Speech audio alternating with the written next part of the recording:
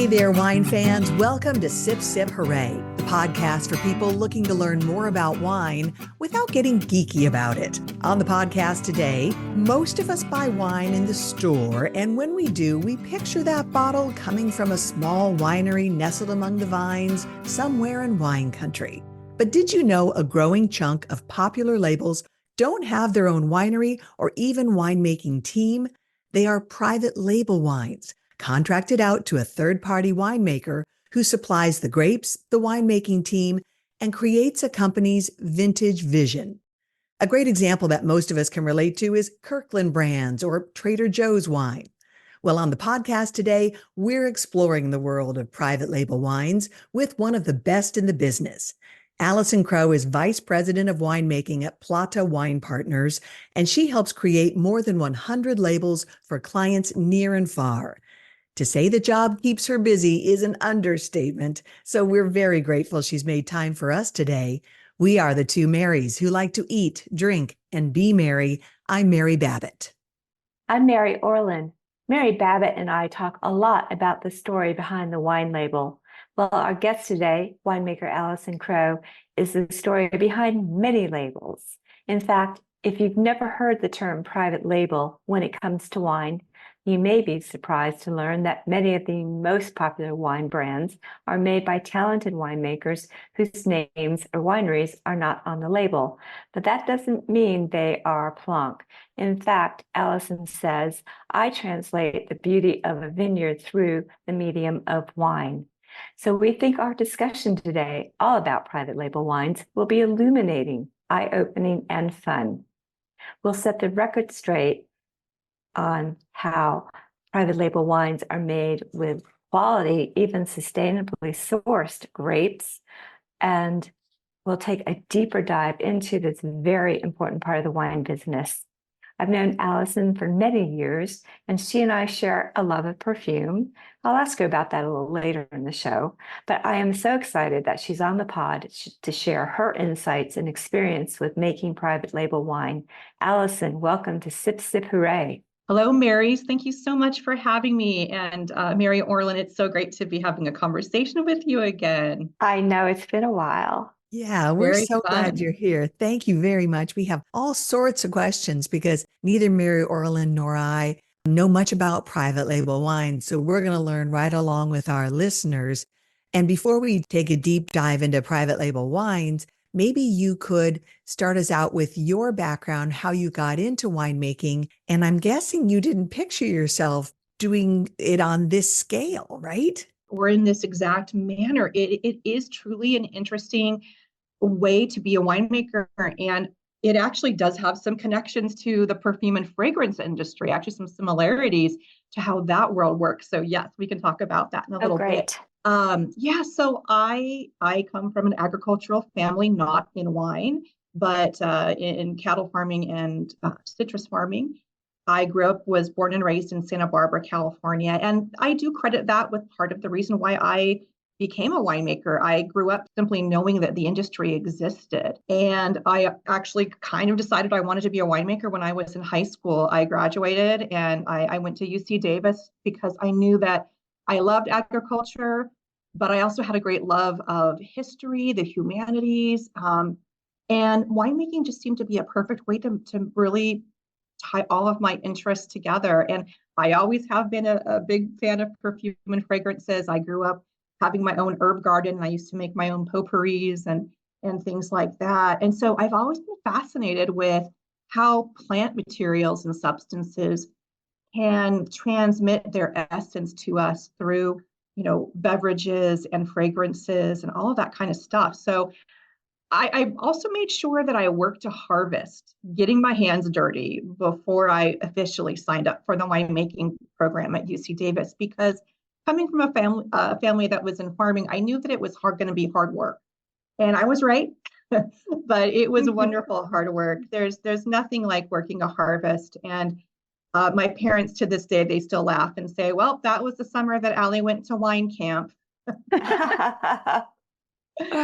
Yeah, and I've never looked back. And before I graduated, I worked a couple of internships. My first was at Chalone Vineyard in Monterey County.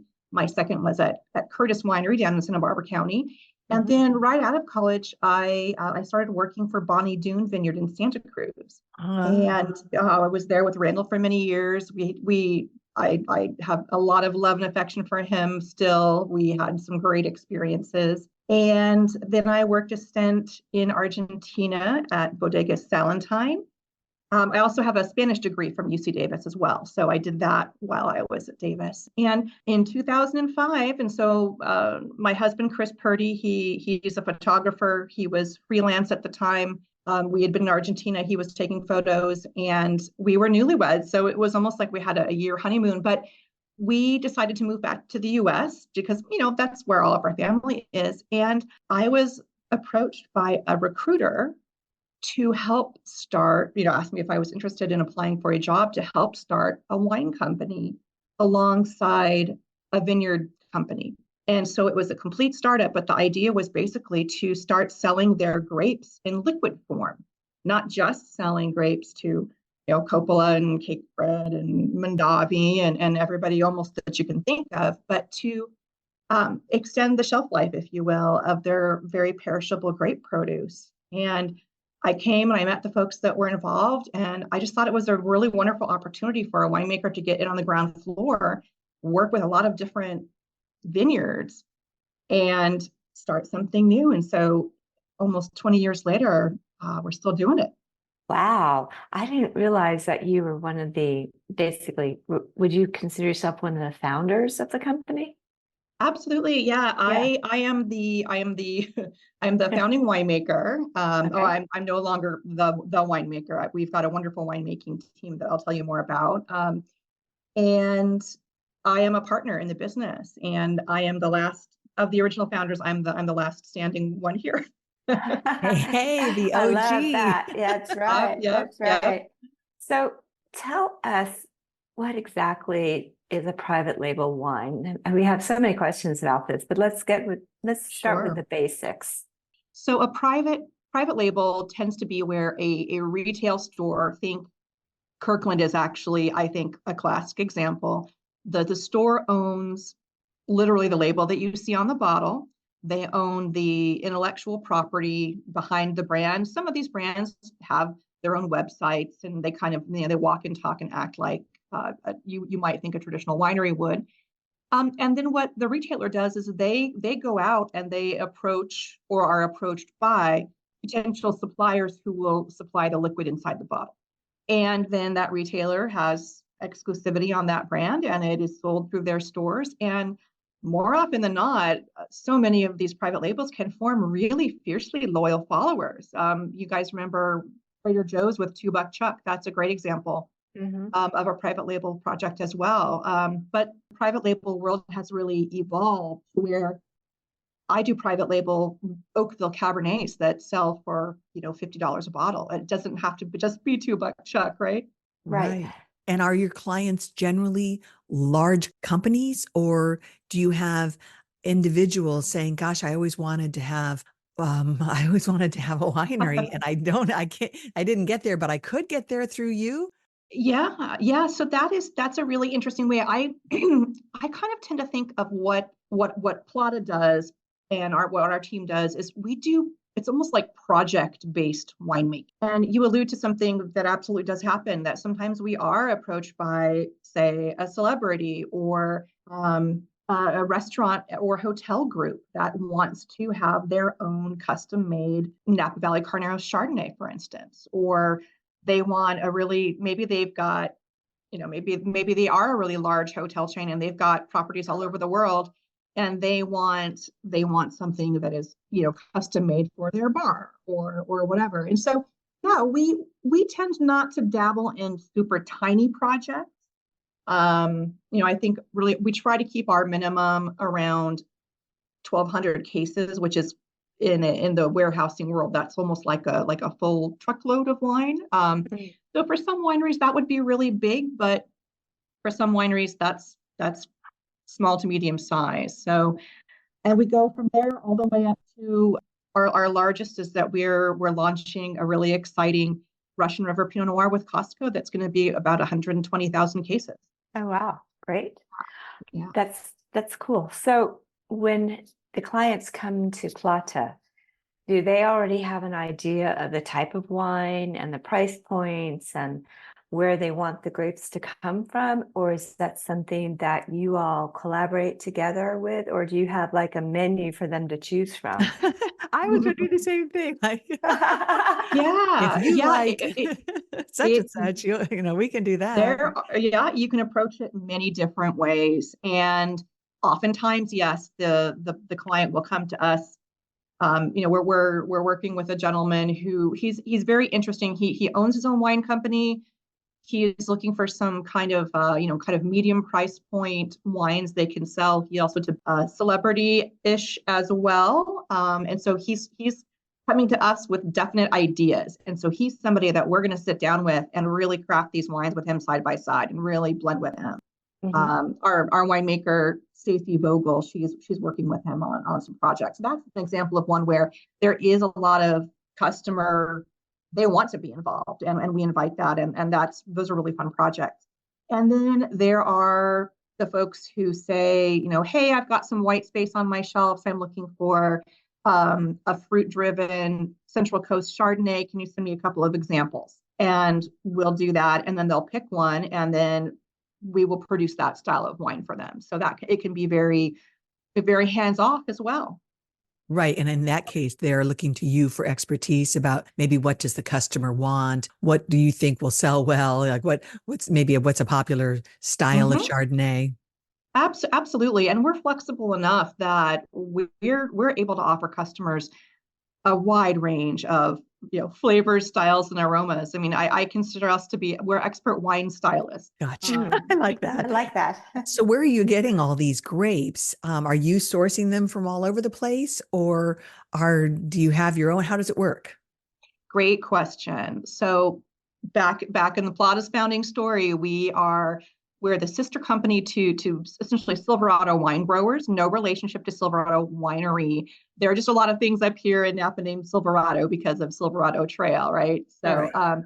so Silverado wine growers, they have almost, or I think it might be slightly over 20,000 acres of wine grapes in Wow. coastal California. And their bread and butter job every day is selling grapes to all the famous wine companies that you can think of. We've got vineyards from Santa Barbara County in the south up through Paso Robles, San Luis Obispo area, Monterey County, a little bit in Lodi, Clarksburg area, and then we're very big in Napa and Sonoma County. So we're talking Napa Valley, Carneros, Oakville, and we've got some really fun mountain vineyards. We have Susquehanna Mountain is a very mountainous region here in kind of like southern Napa County, and Right.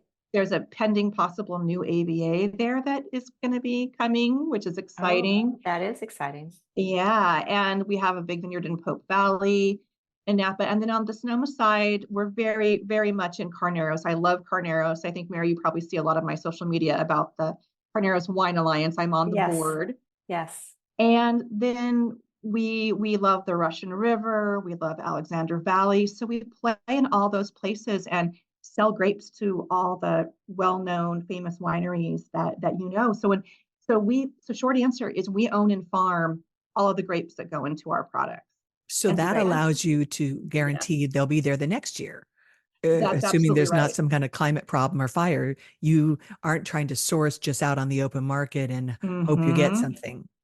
Exactly. And that is really the engine that drives us. And it's really what, makes my job so exciting and rewarding every day is that these are our farms, like these are our acres. And we're not, like you say, we're not just buying random wine on the bulk market. And so what we do is we literally, Mary, you've been out in the vineyards with me. You've seen how we have name tags, if you will, that go on the end posts of the vineyards to tell everybody, these blocks belong to Silver Oak, these blocks belong to Plata. And so we are literally side by side in the vineyards with some of the best wineries in the world. And because of that, we put our retail customers, or really whoever you are, being in our lovely world of clients, we put them literally right in the vineyard. Sir, they're buying grapes side by side with some of the most famous wineries. So the grapes for me and for everybody else, they are all farmed the same. I have gotten that question like, oh, like are the grapes farmed differently? Nope. They're the exact same grapes that are, just side by side in the vineyard block with those that belong to our score and award-winning grape customers. And yeah, no, we're making wine very much in the same traditional way that everybody does. In some cases, at a size and scale that is a little bit larger than some brands. But one of our big mantras is that we make the wine where the grapes grow.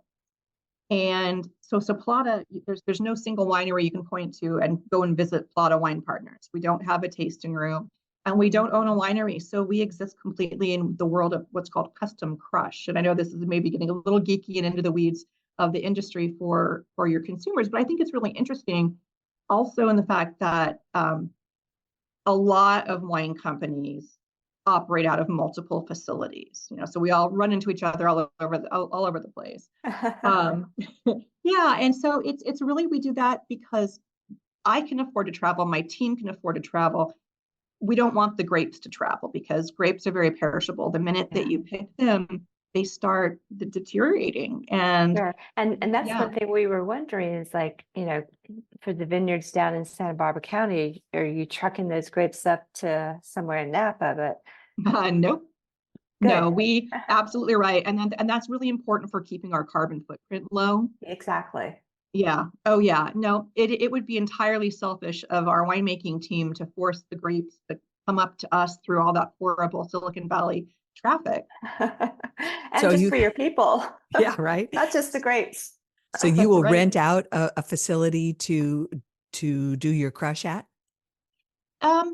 Somewhat. It's really more that we form deep, deep relationships with pre-existing wineries. And in some cases, I kind of pioneered this model as a winemaker, which I didn't pioneer the model for the industry, of course, but as a winemaker, I cut my teeth on custom crush at Bonnie Doon when Randall went through a big growth curve where I think they were around 85,000 cases and went up to over 500,000 right before they sold all the Big House Red and Big House White brands to the wine group. And so we grew out of our little Santa Cruz winery on the west side by the beach very quickly.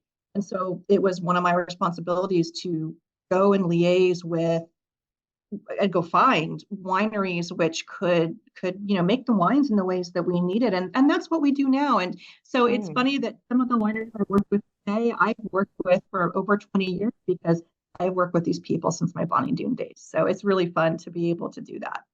Well, one thing I'm really impressed with is that all the vineyards, at least from what I've read and the wines you sent us, that all the grapes are sourced from certified sustainable vineyards. Correct. All of our vineyards are certified sustainable. All of our wineries, all the wineries that we partner with, we require that they also be sustainable so that our customers, if they choose, can put that on the label and communicate to the end consumer. The wines are also vegan friendly. I'm not vegan myself, but I don't see the need. There's lots of other ways to make great wine without it. And I want my wines to be available to be enjoyed by as many people as possible. So, why exclude people if you don't have to? Wait, Right. call me an idiot, but what animal product would be in wine? Yeah, it's a great question. I know, you're not an idiot. It's a great question. They're historically, and so I'm going back thousands of years here, I think that egg whites are possibly the most common one that comes to mind for people. Egg whites are traditionally and historically used to added to Pinot Noir especially. And if you add a protein to wine, it can, you guys know when you drink red wine, that kind of drying, puckering sensation that you get in your mouth, that comes from the tannins and the anthocyanins, the red compounds in wine. Sometimes folks will add some protein. It could come also from casein, which is a milk protein. Into wines to it pulls out those extra tannins and it kind of smooths the wine out with the finish. If you let the wine age enough time and under the appropriate conditions, you don't need to do protein finding in wine. And so that's what we build. We build time into our aging process. Time is your best finding agent. And it's, I'm sure that this is documented somewhere, but I think the one you also hear about is bull's blood and fish guts always gets that sensational headline. I was going to mention the fish. The fish guts thing, that is also because there is a very effective protein called isinglass, which can be isolated from the swim bladders of certain fish. And I will tell you, not many people use it because it's extremely expensive. So, Alison, I'm wondering, with all the vineyards that Plata works with, are you traveling to the vineyards on a regular basis? Do you have time? Is that something that is in your job description, or do you have folks in the vineyards who are reporting back to you, like, when you have to do grape sampling and everything? How does that work? Great question. And the answer, well, I'll start by saying this, that the single most important decision a winemaker can make for a wine's entire lifetime is the pick date. So from that, you might imagine that, yes, it's extremely important that our team is in the vineyard. And that's usually, that would be myself and our winemaker, Stacy Vogel. So she and I, we kind of laugh that during the ripening and the harvest season, we're hardly ever in the office. And frankly, I shouldn't say hardly ever in the wineries, but we're less often in the office for sure, because we're always out in the field. We are absolutely, we are out there. We're driving constantly. I have a really beat up Subaru Forester, which I love because it can get me into any tight corner in my vineyards anywhere in the state. And we put a lot of miles on during the harvest season.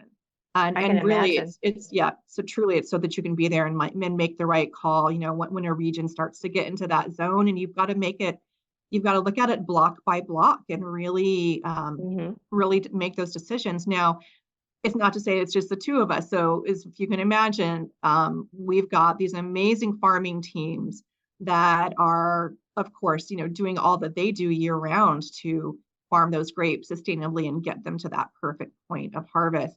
And then we're also leaning heavily on, we get data and insight from the farming teams that we can take into account and look at, everything from historical harvest dates to, obviously, you look at the Brix, which is the sugar content of the grapes. But Stacy and I, we really rely a lot less on numbers than we do just frankly on taste. And it's really important that you're there in person, because you, believe it or not, you use all 5 of your senses when you decide when to pick a vineyard block. Even, you obviously can look at the color of the grape berry, but looking at the leaves is really important, because once those leaves start to kind of turn yellow, turn a little bit, brown, then you want to start looking at the pick date. Even the sound of the vineyard when the wind is going through, rustling in the leaves. If those leaves are more dry, which is a sign of, of ripeness, that a vineyard will sound differently too. So it's really important to be there in person. You said you're rarely in the winery or in the office, but you're probably rarely home too. Is this a time of year you look forward to, dread, or maybe a mix of both? Oh, it's exciting. There's a lot of adrenaline, and definitely we're traveling a lot. I'm really lucky that my home base is Napa. My husband Chris is super supportive, and so he's really able to shoulder so much of the the family, the burden at the home ranch with our 2 sons and the pets and everything. But yeah, we find that we'll tend to go down to the Central Coast, and we'll spend 2 nights down there and hit all the vineyards. And Stacey and I we're kind of orbiting around the state a lot. And but luckily, what's nice is that so many of our vineyards are in Napa and Sonoma, so that's within an easy day's drive of home base. We also work with an amazing consulting winemaker on the Central Coast named Sherry Holzer, and she's independent. She also happens to be the winemaker for Rava sparkling wines down there. I've known Sherry for many years, and she's fabulous. And she tends to kind of be she's a substitute pair of eyes and ears for us down on the Central Coast. So if one of us can't get down there and we need to look at something, she can be there. And so she's also tasting very frequently at our Central Coast wineries down there. So Love that. And I love yeah, hearing all these female names. Good for you guys. yeah. One of the things we want to make sure we get to, you sent us a selection of wines that you've made through Plata. And I wondered they're beautiful. Thank you. And Yes. they're different, all of them, three different labels. And I wonder how you chose what you sent us. And then if you could tell us about these wines. Yeah, sure thing. Number one, I wanted to send you a selection that showed a little bit of the depth and the breadth of the company and where we're growing grapes and the styles of wine that we have. So the three wines that you've got, one, it's called, is a sparkling wine. It's called the Coupe, which is such a cool name, P.S. It's from Monterey County. And it's about 11.5% alcohol, and it's a great sparkling wine. We love it. It's interestingly, it is kind of like it's the bar back everyday bubbles at the Carneros Resort here. Oh, really? Paris, which is That's kind of cool. fun. Well, Yeah. I saw that Wine Enthusiast had rated it an 89, and it's around $17, which is a great value. Yeah. And I loved one of their descriptors was there's zip to the sip. But I found it lively with a nice creamy finish. And yeah, it's just something, it's a great way to start any meal or just, for hanging out in the afternoon. Yeah. Outstanding. Really good. And that price point is fantastic. Now, do you come up with the name de creme and their zip to the sip, those kind of things, or is that your client? It's often a collaboration of both.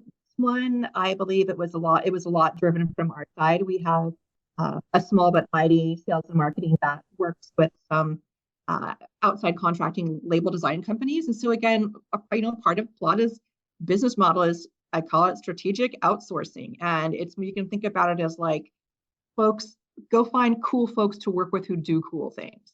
And so we work with some folks who do some really amazing labels. We collaborate with them to get that done. And then to speak to that, my favorite label right now is the Butterfly Fields Pinot Noir. And a delicious wine, by the way. Thank you. It just got a double gold and best of California category at the California State Fair. Let's go. Congratulations. Yeah. Thank you. Yeah. And the label is it's a close-up, it's a gorgeous close-up of a butterfly wing. And it looks like, you kind of can't tell, it's a little abstract. It's like, is it stained glass? And then you say, oh, butterfly fields. Okay, I get it. Yeah, for sure. No, that was lovely. And I just love the color on this one too. And unlike some other Pinots, it has this nice translucent garnet color. Yeah, well, I think Mary Orland, you might remember me from my Garnet Vineyard days. I do. That. Yes. And so we grow a lot of Pinot Noir as a company. So Pinot Noir is absolutely one of our strong suits. Yeah, that's great. Really nice. Lovely. Yeah. So, you were talking about earlier how the perfume industry and the private label wine industry have some things in common. And as we started talking about it, that clicked for me, because especially when you're saying when clients come to you and they have an idea, but maybe they're not sure, you have all these different things that you can send them. It just sounds to me like, going to IFF, which is the International Fragrance Foundation, or Firmenich, or Givaudan, which are some of the big perfume and scent companies, aroma companies out there, where people will come in, they'll have what's called a brief, basically the type of perfume they want to create. And then there's kind of sometimes a menu, sometimes it's more of a one-on-one collaboration, but it's like, oh, now I get it. Yes, and it is exactly like that. And I perfume has always been a hobby of mine, and I remember actually of Randall Graham's too. He introduced me to the gentleman by the name of Luca Turin. Really? Yeah. Well, there's a book about him called The Emperor of Scent. Yes, I know. Yeah, you probably read it. Yeah, I have. I mean, Luca Turin is one of the most recognized authorities on perfume in the perfume world. Yes. Yeah. And so through that lens, I learned how the perfume world works. And yes, ironically, many years later, here I am kind of doing the same thing for wine where, kind of the perfumers who work for these firms, they call them noses. Right. And so then the nose helps the client develop the perfume that they're looking for, whether they're, a celebrity or whether it's, a brand, like Dior, or some of the brands have their own in-house perfumers and some of them Hmm. hire some of the work out. And yeah, and it's so funny, like you pick up a bottle of perfume at a perfume counter or at Sephora, and just by looking at the label on the box and going to the website, oftentimes the people behind or the nose behind that fragrance they don't talk about because it's all Exactly. about the brand, and private label is a Hmm. bit like that. Yeah, exactly. And only recently have any of the perfume companies started to acknowledge who that nose is, who created it. And some perfumers now are becoming quite well known among perfume aficionados. But Absolutely. I am impressed that Randall Graham knows who Luca Turin is. I'm not surprised at all, but he's such a genius. But Yes. does it ever bother you, Allison, that your name doesn't get attached to these wines when you've created a little masterpiece or a big masterpiece? These days, not at all. I would say, 15, 20 years ago, it was a little bit disappointing. I think when you're much younger and starting out in your career, you're hungry for those accolades. And these days, I just get so much pleasure in, whether it's somebody on my team that gets an accolade. Like Stacy was very seminal in taking this Russian River Pinot Noir project with Costco to its finish. And so it makes me happy when other people are successful. I love the fact that I don't know who they are, but I know that somebody out there in the country, in every state of the nation is enjoying one of our wines and having a little piece of the California sunshine at their table. And that gives me so much satisfaction that no, being anonymous or not being findable with these brands, it doesn't bother me. And I guess part of the reason it also doesn't bother me is because I've learned that, I can have a very successful career without being on the cover of Wine Spectator. And I think that's a really interesting lesson for, aspiring winemakers to think about, that there are a lot of ways to be successful in this industry, and they don't all mean that you have to be, the 98 point scoring winemaker for a tiny little 500 case brand up on Atlas Peak. There are many, many ways to be successful and to get a lot of satisfaction out of this business. I love that. And I love that it gives folks who want to be in wine another pathway that's not as narrow as becoming one Mm-hmm. of those winemakers that all these really boutique and even cult labels. So I think that's terrific. I have to ask you, you've made wines for Kirkland, for Costco. What's that like? What's that relationship like? Oh, it's, as you might imagine, they've got extremely high standards. Hmm. And we find that they are one of our most demanding and exacting customers. They're also some of the coolest people to work with, and they're very fair. And we take a lot of pride in being a supplier. And it's you can being their supplier it's never a guarantee. You have to fight to earn that privilege every year. Every Really? year. And yeah, almost every year. They don't like to make a lot of. It seems like they don't like to make a lot of long-term contracts necessarily, or it's just that they are so passionately devoted to their customers Mhm. that they only want the best for them. And so I have been so impressed just with the lessons I've learned from them about how to do customer service and how to have rigorous quality control and standards. So it's a little bit daunting sometimes when you think about, their scope and reach as a company. But again, it's immensely cool to be sharing our little vineyards with all of their customers around not just the US, but around the world. It's amazing. It's really cool. But one of the things, of course, that they're known for is the price points. So I'm guessing that that's a conversation as well. Like, how can you, what's the, how do you make this Pinot for us? And how do we get the number we want on that bottle at the end of the day? Yep, it is. It's all a big negotiation. Everybody has to come away from the table feeling that it's a win-win. And, I know that when we've done our job, we've delivered an amazing bottle of wine that's a great value that their customers are going to keep going back to that store to get because of those products that we make. Yeah. And Nice. when they know that we've done that, that's when they can feel good about the whole thing. And so it's a great relationship. And Great. it really is about, the fact that we are the grower. No, there's some products that simply no other wine companies could make, that could supply in the way that we do. And because it's kind of like when you buy direct from the farmer at the farmer's market, you can, and especially when the fruit's in season, you can get a good price. That's kind of how it works with us. Well, I want to talk about the third wine you sent us, the True Oak Estate Napa Valley Red Blend. First of all, I have seen this label, if I'm not mistaken, at Total Wines and more.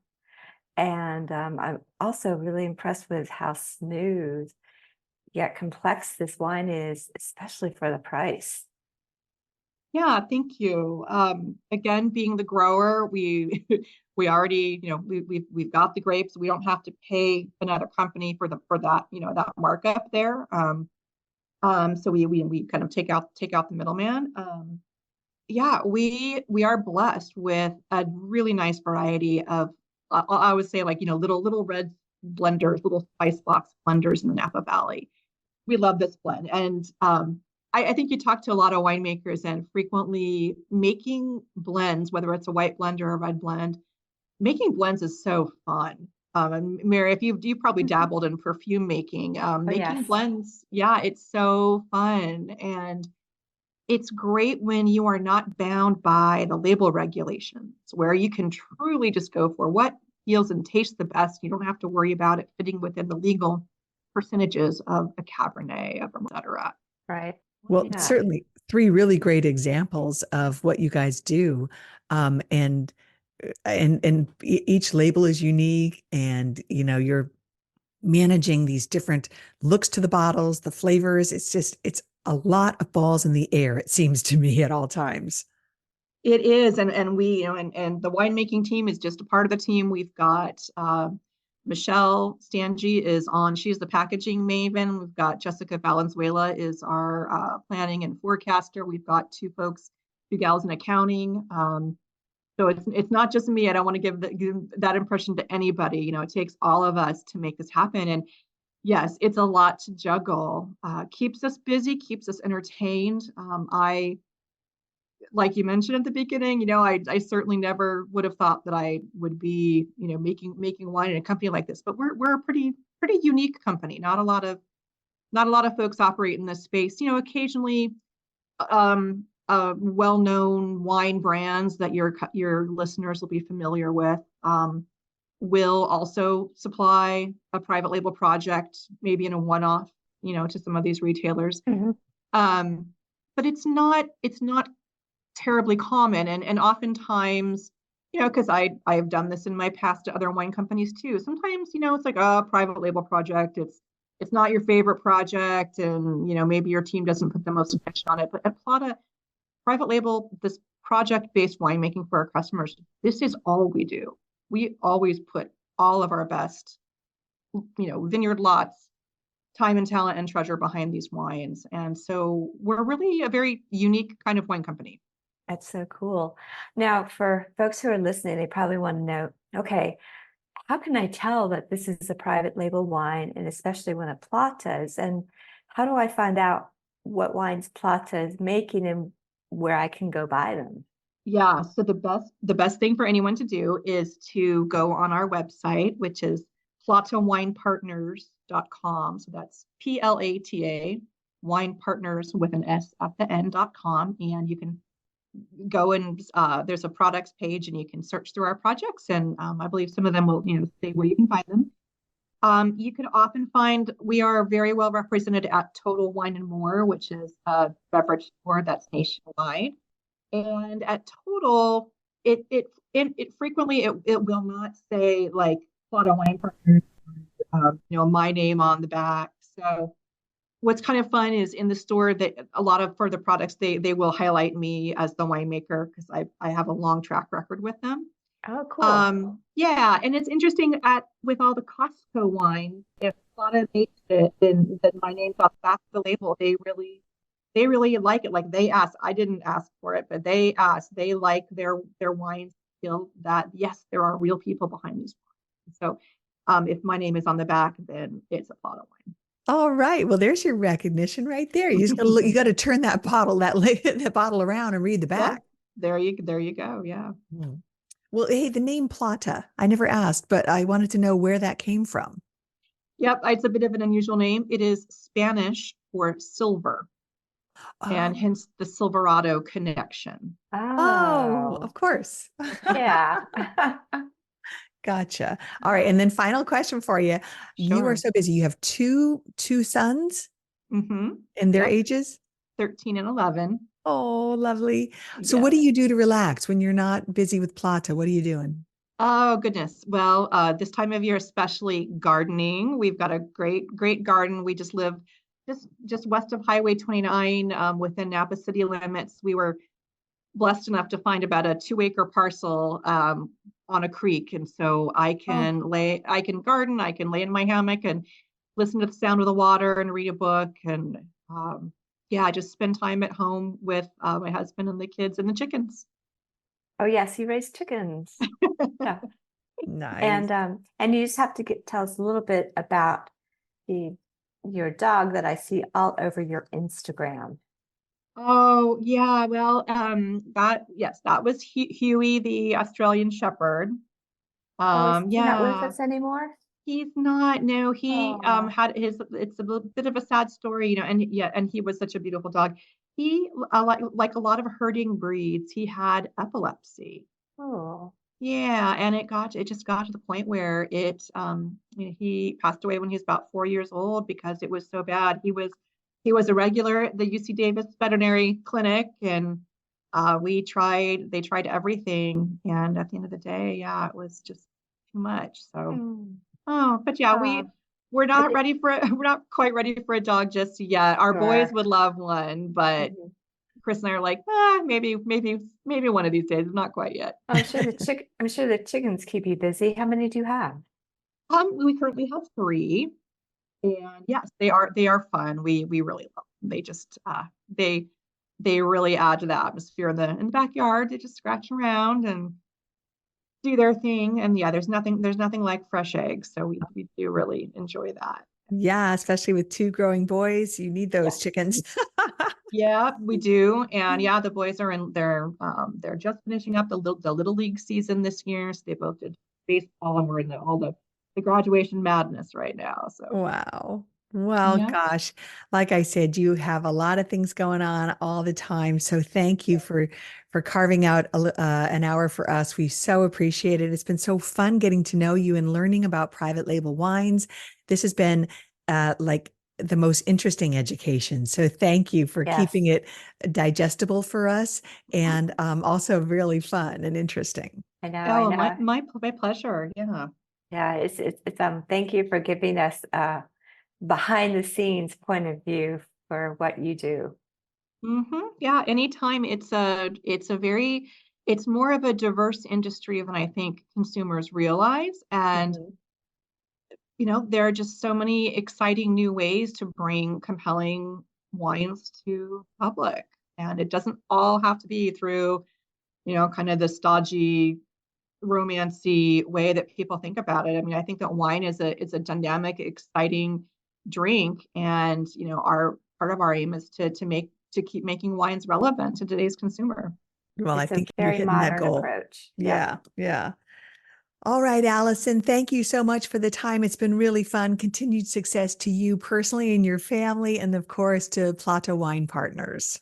Great. Thanks so much for taking the time today with me. All right, Alison, sip, sip, hooray. Cheers to that. Yay, sip, sip, hooray. Well, that was such a fun interview with Alison. Apologies for the few moments where the audio dipped in and out. We were just having some funky little bugs in the system, not sure what was happening, but hopefully nothing that was too distracting for you. Right. And I think the information that Alison gave us, the behind the scenes peek into this world of private label winemaking, is fascinating. I Oh, learned so much. so did I. It's opened up my eyes to a whole different segment of the industry. And I think she's so savvy and smart to have gone into this because she gets to dabble in a lot of different projects. And the fact that they have their own grapes, they bring that piece to the industry or to Plata wine partners. It's just it's brilliant. It's just, another approach to making wine and bringing wine to more people too. Can you imagine the reach that Plata's wines have versus a small 500 case boutique winery? Absolutely, absolutely. And she did get her name on the back of those labels at Yeah, Costco. So let's I'm look for those. absolutely. Next time I go for my big shop, I'll be checking out those bottles. But we're so glad you are here listening to this interview and all the interviews we've been bringing you on Sip Sip Hooray. For what we talked about, you can check out our show notes at sipsiphooraypodcast.com. And we would love for you to help share the word about the podcast. So whatever podcast platform you're listening on, please rate us, please share it with your friends and family, and please subscribe. And if you've got a little time, we would really, really appreciate a review on Apple Podcasts. That helps us. Beyond measure. Yes, it does. Thank you. I couldn't get the words out. Yeah, we need those. It takes just a minute, but please take the time and do it for us. We would love that. Of course, you can always find us also on Instagram and Facebook. We are Sip Sip Hooray Podcast. Well, that's another terrific episode. And again, thanks to Alison Crowe for joining us. And let's go drink some wonderful wine. Sounds good. Cheers to you, Mary Orland. Cheers, Mary Babbitt. Sip, sip, hooray. Sip, sip, hooray.